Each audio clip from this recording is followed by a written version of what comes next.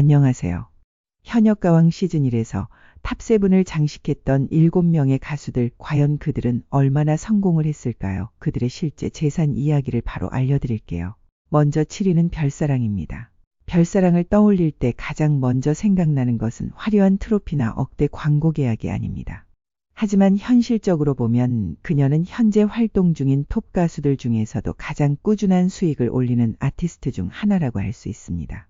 별사랑이 쌓아온 부는 일시적인 붐이나 트렌드에 의존한 것이 아닙니다. 현재 그녀의 공연 개런티는 회당 1200만 원에서 1800만 원 수준으로 파악되고 있습니다. 미디어의 스포트라이트를 독차지하는 스타는 아니지만 업계 관계자들에게는 믿을 수 있는 카드로 통합니다. 연간 수십 차례 무대에 서는 가장 신뢰받는 섭외 1순위라는 뜻이기도 합니다. 더욱 주목할 점은 그녀만의 팬베이스입니다. 숫자적으로는 거대하지 않을지 몰라도 응집력과 지지도 면에서는 타의 추종을 불허합니다. 공연 발표와 동시에 실제 예매로 직결되는 높은 구매 전환율을 보여주는 탄탄한 팬층을 보유하고 있습니다. 별사랑은 일회성 화제보다는 현장 기반의 실력파 아티스트로서 독자적인 수익 시스템을 완성했습니다. 단숨에 수십억을 벌어들이고 사라져가는 순간의 스타와 매년 안정적으로 수억 원씩 10여 년을 이어갈 수 있는 아티스트 중에서 진정한 성공자는 과연 누구일까요? 별사랑은 바로 그 후자를 대표하는 사례입니다. 화려한 조명 뒤에서 묵묵히 자신의 무대를 지키며 변함없는 관객층과 안정적인 수익원을 확보한 구조를 완성했습니다. 그녀는 일시적인 폭발력 대신 지속 가능성을 선택했고 바로 그 철학이 오늘날 그녀를 탄탄한 기반 위의 성공자로 자리매김하게 했습니다. 진짜 부는 화려한 외형보다는 변함없는 신용에서 나온다는 진리를 별사랑이 직접 실증하고 있는 셈입니다. 그녀의 계좌에는 매월 예측 가능한 수입이 꾸준히 입금되고 있으며 이러한 예측 가능한 현금 흐름은 업계의 많은 동료들이 선망하는 이상적인 모델이 되고 있습니다. 6위는 마리아입니다. 현재 마리아의 행사 출연료는 대략 700만 원에서 1000만 원 선으로 추정됩니다. 그녀의 팬카페 슈퍼마리아에는 3만 명 이상의 충성도 높은 팬이 여전히 응원하고 있습니다. 트로트 팬들뿐 아니라 한국 문화를 사랑하는 글로벌 팬층도 존재합니다. 이런 구조는 다시 수익화가 가능해질 경우 폭발적으로 돌아올 수 있는 자산을 의미합니다. 그녀가 새로운 매니지먼트 시스템을 구축하고 법적 분쟁을 정리할 수 있다면 수익 정지 상태 자산에서 활성화된 글로벌 콘텐츠 스타로 전환될 수 있습니다. 지금 그녀에게 필요한 것은 또 다른 무대가 아니라 그 무대를 연결해줄 안정적인 파트너입니다. 아직은 불확실성도 있지만 명확한 것은 하나 있습니다. 그녀는 여전히 사람들의 기억 속에 있고 그 기억은 언제든 수익으로 되살릴 수 있는 힘이 있다는 것입니다. 글로벌 트로트 시장이 확대되고 있는 지금 상황에서 마리아의 가치는 더욱 빛을 발할 수 있습니다. 그녀만이 가진 독특한 포지션은 분명히 돈이 되는 자산으로 변할 수 있는 잠재력을 품고 있습니다. 5위는 박혜신입니다. 한번 떠오른 스타는 언젠가 다시 빛을 볼 기회를 얻습니다. 하지만 그 기회를 실제로 잡는 사람은 많지 않습니다. 박혜신은 그 기회를 붙잡은 몇 안 되는 아티스트 중 하나입니다. 현역가왕 전까지만 해도 그녀는 15년 차의 실력파였지만 대중에게는 그 이름조차 익숙하지 않았습니다. 그러나 무대 위에서 노래를 부르는 단 몇 분 동안 박혜신은 스스로를 다시 재발견시켰습니다. 그녀의 진가는 화려한 퍼포먼스가 아닌 한 줄 한 줄 짙은 감정을 담는 목소리에서 드러났습니다. 그리고 바로 그 진정성이 시장에서도 통했습니다. 현역가왕 이후 박혜신의 행사 섭외는 눈에 띄게 증가했습니다. 추정 행사비는 대략 1,500만 원 선으로 상승했습니다. 이 수치는 그녀의 인지도가 상승한 것뿐만 아니라 섭외의 우선순위로 올라섰다는 것을 의미합니다. 이제 그녀는 이름만 들어도 신뢰할 수 있는 가수로 여겨집니다. 그녀의 커리어에서 현역가왕은 단순한 프로그램이 아니었습니다. 마치 멈춰있던 시계의 태엽을 다시 감아준 경제적 기폭제이자 인생의 리셋 버튼과 같았습니다. 중요한 것은 이 리셋이 단발성이 아니라는 점입니다. 방송 이후 그녀는 다양한 지역 행사, 기업 연말 무대, 특집 방송 등 꾸준히 활동 무대를 넓혀가고 있습니다. 꾸준한 활동은 곧 꾸준한 수입을 뜻합니다. 박혜신은 단시간에 큰 돈을 번 것은 아니지만 매달 안정적인 현금 흐름을 창출하는 지속형 자산가가 되었습니다. 잊혔던 이름에서 섭외 1순위로 돌아오기까지 그 여정에는 실력, 진심 그리고 운이 있었습니다. 무엇보다 그녀는 기회를 수익으로 연결할 줄 아는 경제적 감각이 있었습니다. 그녀의 성공은 많은 중년 가수들에게 희망을 주고 있습니다. 나이가 들어도 실력과 진정성이 있다면 언제든 다시 일어설 수 있다는 것을 보여주는 살아있는 증거입니다. 4위는 린입니다. 그녀는 이미 대한민국을 대표하는 발라드 여왕이자 20년 이상 정상을 지켜온 뮤지션이었습니다. 그리고 무엇보다 그녀는 이미 부자였습니다. 남편 이수와 함께 강남 청담동에 약 89억 원 상당의 빌딩을 소유하고 있습니다. 제주도에는 세컨드 하우스까지 보유하고 있습니다. 그런 린이 왜 트로트 시장에 도전장을 내밀었을까요? 생존이 아닌 확장이었습니다. 그녀는 수입원을 하나 더 만드는 비즈니스적 관점에서 이 시장을 바라봤습니다. 결과는 성공적이었습니다. 기존 회당 1,500만 원에서 2,000만 원 수준의 행사비는 유지되었고 트로트 시장에서도 이 단가를 그대로 적용하며 더 많은 섭외 기회를 얻게 되었습니다. 다시 말해 그녀는 시간당 수익을 높이며 행사 수익의 총량을 끌어올리는 전략을 구사했습니다. 더 주목할 점은 린의 팬덤이 여전히 살아있다는 것입니다. 팬카페 린을 사랑하는 사람들은 13만 명이 넘는 회원을 보유하고 있으며 그녀의 유튜브와 SNS도 꾸준히 팬들과의 소통을 이어가고 있습니다. 광고 계약이 많지 않아 보여도 린은 뷰티 건강 프리미엄 라이프 브랜드와 협업 가능한 이미지를 유지하고 있습니다. 단순히 얼굴만 빌려주는 광고가 아닌 브랜드와 함께 설계하는 컨설팅형 수익 구조가 가능한 스타입니다. 이미 부자인 그녀는 트로트를 통해 더 강력한 수익 포트폴리오를 완성하고 있습니다. 그녀는 단지 가수로서 노래를 하는 것이 아니라 자신의 시간을 가장 비싸게 팔 줄 아는 콘텐츠 자산가로서 움직이고 있습니다. 이제 린에게 부는 당연한 것이 아니라 설계된 것입니다. 그녀는 단순히 잘 버는 것이 아니라 어떻게 어디서 누구에게 잘 벌지를 아는 사람입니다. 바로 그 점이 린을 다른 아티스트들과 구별짓는 중요한 차이점입니다.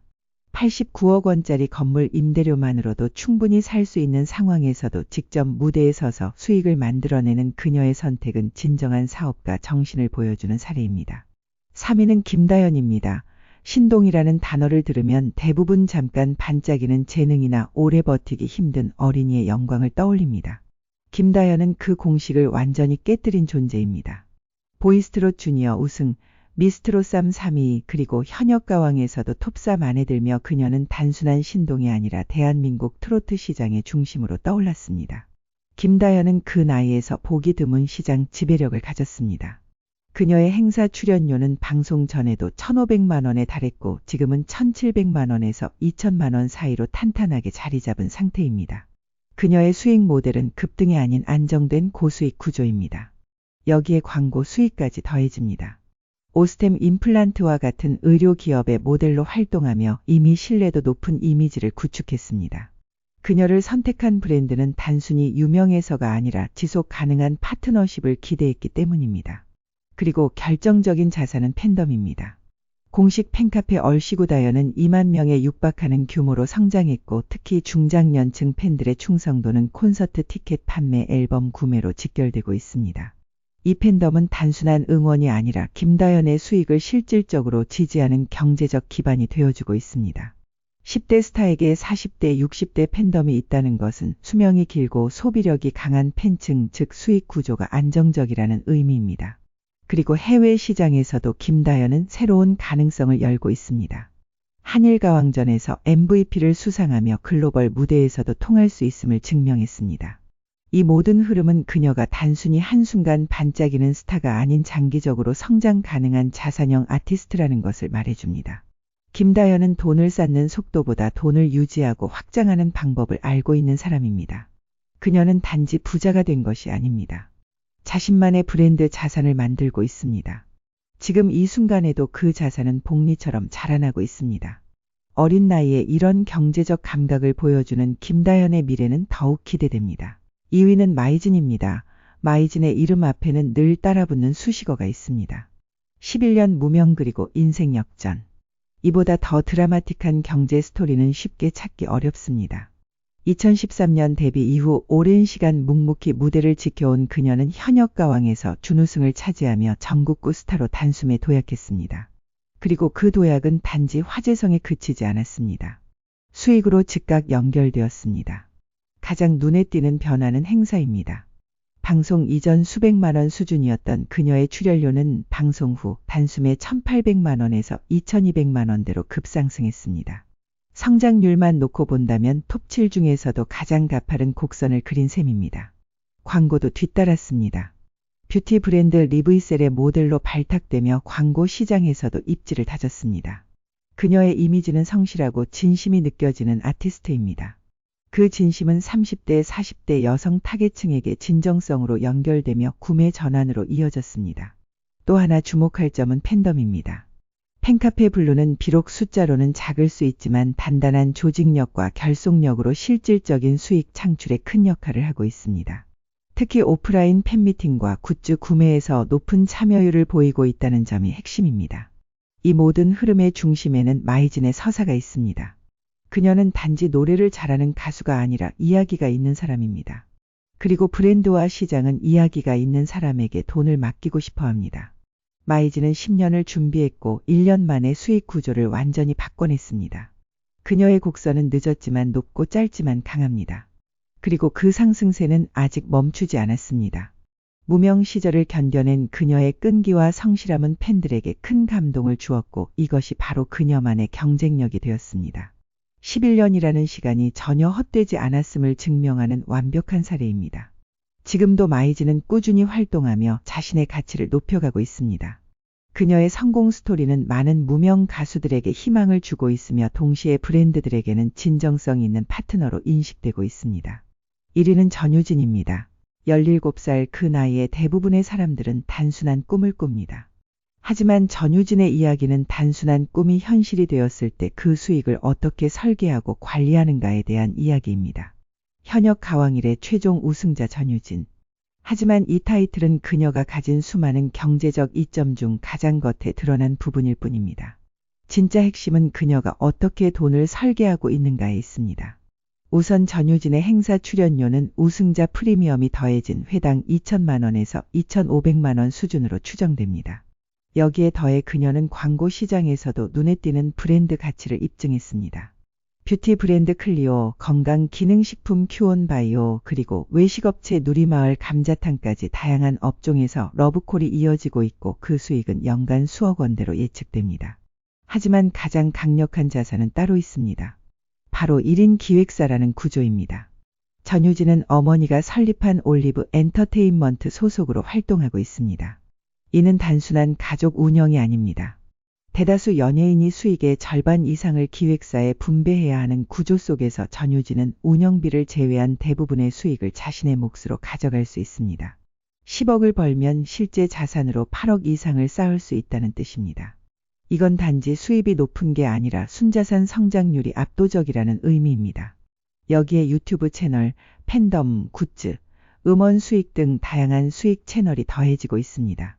팬카페 유진가드는 3만 명 이상의 회원을 보유하고 있으며 유튜브 전유진 TV는 23만 명 이상의 구독자와 수백만 뷰의 콘텐츠를 통해 지속적인 디지털 수익을 창출하고 있습니다. 같은 돈을 벌더라도 어떤 구조에서 버느냐가 부자가 되는 속도를 결정합니다. 전유진은 단지 버는 사람이 아니라 모으는 사람입니다. 지금 그녀는 수익을 벌고 수익을 지키고 그 수익을 자산화하는 법을 이미 알고 있는 사람입니다. 그리고 그 모든 것을 겨우 10대에 해내고 있습니다. 이제 중요한 것은 그녀가 지금 얼마나 부자인가가 아닙니다. 진짜 중요한 것은 이 구조를 바탕으로 앞으로 그녀는 얼마나 더 부자가 될 수 있느냐는 것입니다. 전유진은 가장 빠르게 부자가 된 사람이 아니라 가장 똑똑하게 부자가 되어가는 시스템형 자산가입니다. 그녀의 성공은 단순한 재능을 넘어서 체계적인 비즈니스 시스템의 결과물입니다. 어린 나이에 이런 완벽한 수익 구조를 갖춘 전유진의 미래 가치는 상상을 초월합니다. 그녀는 트로트 무대 위에 우승자를 넘어 차세대 콘텐츠 자산가의 모범 사례로 기억될 것입니다.